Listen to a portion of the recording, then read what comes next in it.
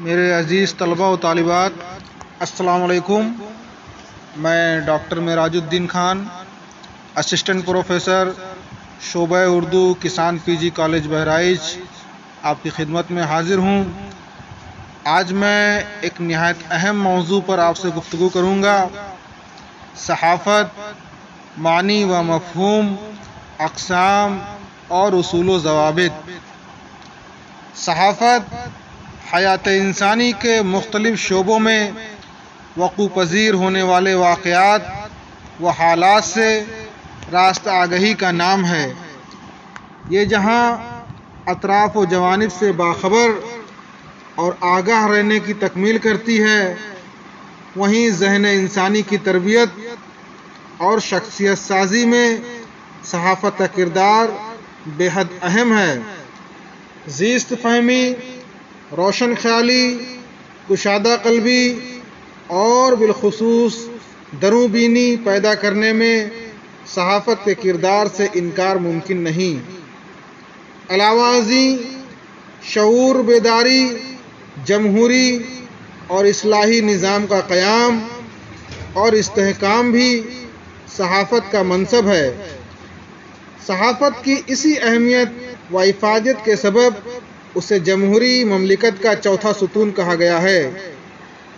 اردو صحافت انگریزی لفظ جرنلزم کا مترادف اور عربی لفظ صحیفہ سے مشتق ہے، جس کے معنی کتاب یا رسالے کے ہیں، جبکہ جرنل لاطینی لفظ ڈرنل سے ماخوذ ہے، جس کے لغوی معنی کتاب، حساب یا روزنامچے کے ہوتے ہیں۔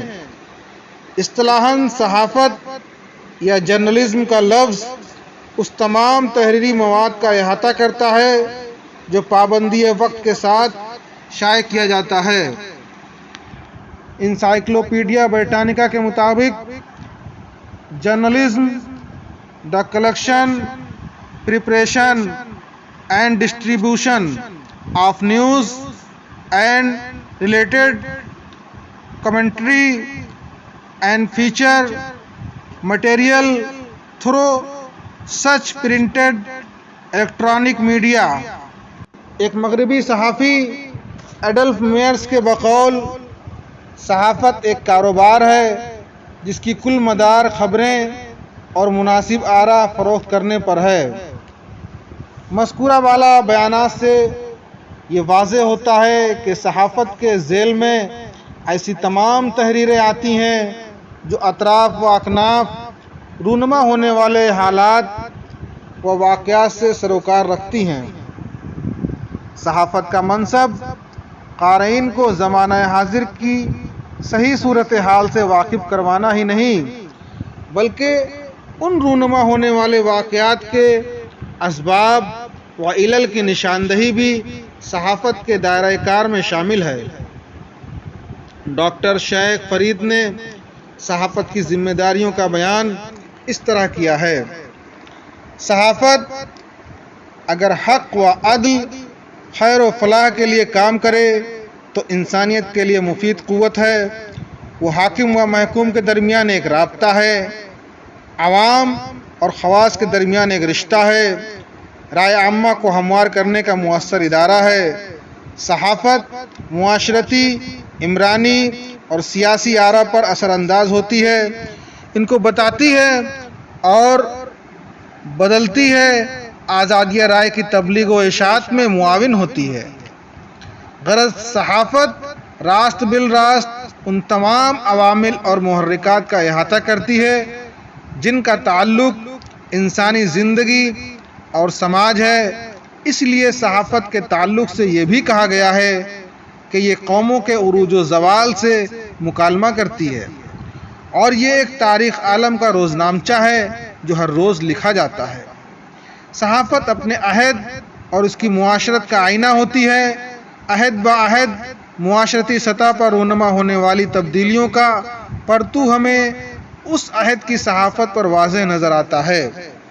ماضی میں صحافت کا مفہوم اور دائرہ کار اس وقت کے حالات کے مطابق ایک خاص حد تک ہی محدود تھا۔ حب الوطنی، جذبہ حریت، ایثار و ایفائے ماضی کی صحافت کا اہم حصہ تھے۔ سنسنی خیزی، مبالغہ آرائی، جرم و سزا اور جنس جیسے موضوعات کی کوئی گنجائش نہیں تھی۔ اس دور میں صحافت کا میدان انہی لوگوں نے منتخب کیا تھا جو معاشرتی آلائشوں سے پاک تھے، جن کا کردار مثالی تھا، قوم کی رہنمائی اور خدمت خلق جن کا عین مقصد تھا۔ صحافت اور اہل صحافت نے تحریک آزادی ہند میں جو کردار ادا کیا تھا وہ ہندوستان کی تاریخ کا ایک درخشاں باب ہے۔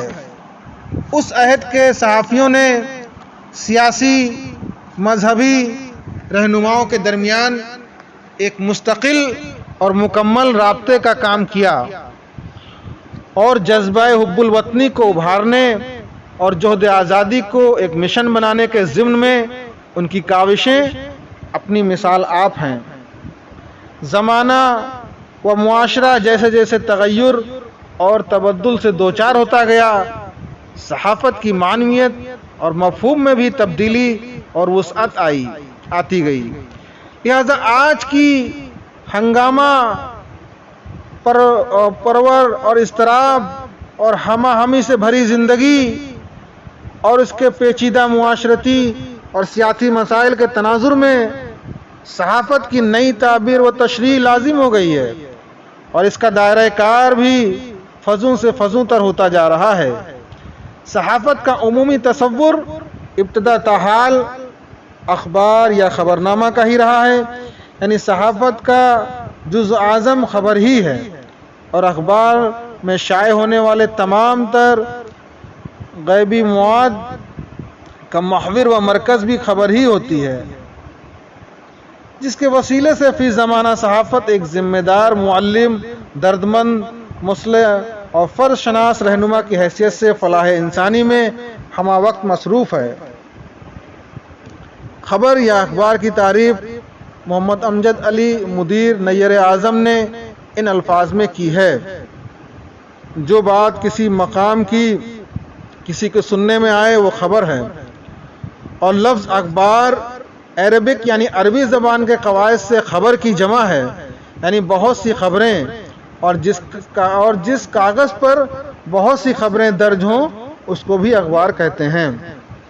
مولانا محمد علی جوہر کے مطابق اخبار کا جز اعظم، جیسا کہ اس کے نام سے ظاہر ہے، اپنے ملک سے باہر کی عالمی خبریں ہونی چاہیے، اور روزانہ نکلنے والے اخباروں کا مقصد ہی یہ ہونا چاہیے، اور در حقیقت یہ ہوتا ہے کہ وہ اپنے خریداروں تک دنیا کے تازہ ترین واقعات اور حالات کی خبریں جلد سے جلد پہنچایا کریں گے۔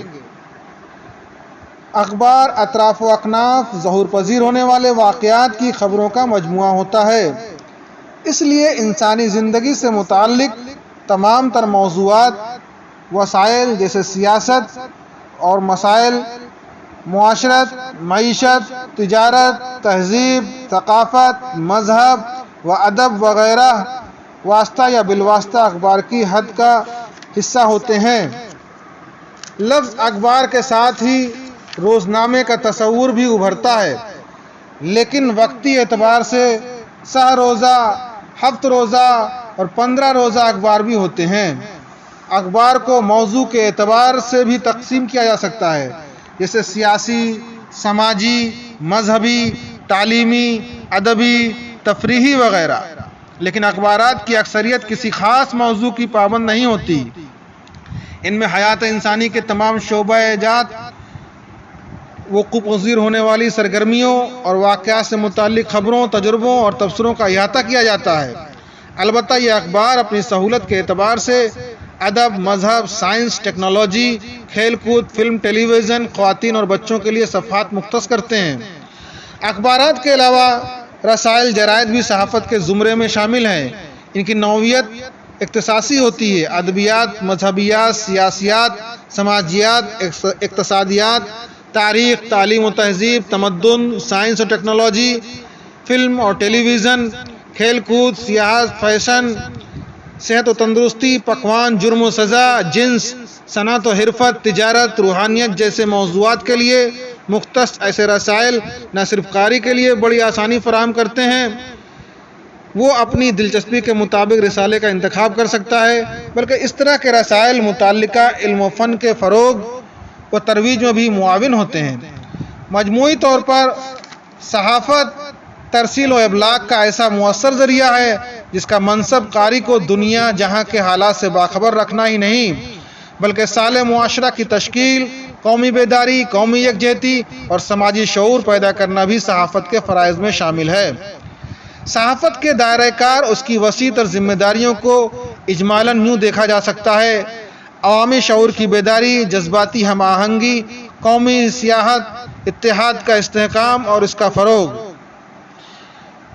علم کا مؤثر ترین ذریعہ ہے، قومی تعمیر، منصفانہ سماجی و معاشی نظام کا قیام، کثرت میں وحدت کی عملی صورت گری اور اس عمل میں مختلف مذہبی اکائیوں کے درمیان ارتباط کو فروغ، فرقہ وارانہ ہم آہنگی، مذہبی منافرت کے ماحول میں صحافت کا معروضی اور غیر جانبدار ہونا، لسانی جارحیت اور علاقائیت کے رجحانات کی حوصلہ شکنی، مادہ پرستی کے دور کی جدید معاشی تعلیم اور فلسفوں سے پرانے معاشی نظام کو بکھیر دیا ہے۔ آج بہر صورت آرام و آسائش کا حصول ہی مقصد حیات بن گیا ہے۔ ایسے میں اخلاقی قدروں کی پامالی لازمی امر ہے، اور جہاں قدریں روبہ زوال ہوتی ہیں وہاں کے صحت مند معاشرے کا تصور نہیں کیا جا سکتا۔ ایسے میں صحافت بھی ایک ایسا ذریعہ ہو سکتا ہے جس کی وساطت سے اصلاح معاشرہ، سماجی، قومی اور ماضی کے اقدار کی بحالی ممکن ہو۔ معروف صحافی منشی دیا نارائن نگم اپنے مشہور زمانہ رسالہ زمانہ کے اداریے میں صحافت کے فرائض کا بیان اس طرح کیا ہے: حالات زمانہ پر پورے غور و فکر کے بعد محتاط اور دیانتدارانہ مشورہ دینے کے علاوہ ایک رسالے کا یہ بھی فرض ہے کہ وہ باہمی میل جول، قومی اخوت و اتحاد کے اصولوں کو محبت اور صداقت کے ساتھ فروغ دے، روزمرہ خانہ جنگیوں کے شور و غل میں حل طلب معاملات و مسائل پر کسی فریق یا جماعت کا طرفدار بن کر نہیں بلکہ تمام ملک، تمام قوموں کے پنچ منصف ہو کر ملک کو اتحاد و اتفاق کے اصولوں پر عمل پیرا ہونے کی ہدایت کرے اور اپنے پاک فرائض ادا کرنے میں ضمیر اور اپنے خدا کی خوشنودی کے سوا اور کسی گروہ یا فرقے کی ناراضگی کا خوف نہ کرے۔ الغرض صحافت کی اس غیر معمولی اہمیت و افادیت کے پیش نظر جہاں اسے جمہوریت کا چوتھا ستون کہا گیا ہے، وہیں اسے سیاسی، سماجی، مذہبی و تہذیبی اقدار کی پاسداری کے ایک ایسے ستون سے بھی تعبیر کیا جا سکتا ہے جس کے بغیر ایک صالح معاشرے کی عمارت کا تصور محال ہے۔ اردو صحافت کی تاریخ اتنی ہی پرانی ہے جتنی اردو نثر کی۔ اس کا آغاز 19ویں صدی کے نصف اول سے ہوتا ہے۔ اردو صحافت کی ابتدا بنگال سے ہوئی اور سب سے پہلا اردو اخبار کلکتہ سے 1823 میں شائع ہوا جس کا نام تھا جامِ جہاں نما۔ اس کے ایڈیٹر منشی سدا سکھ تھے۔ اسے ایسٹ انڈیا کمپنی کی سرپرستی حاصل تھی۔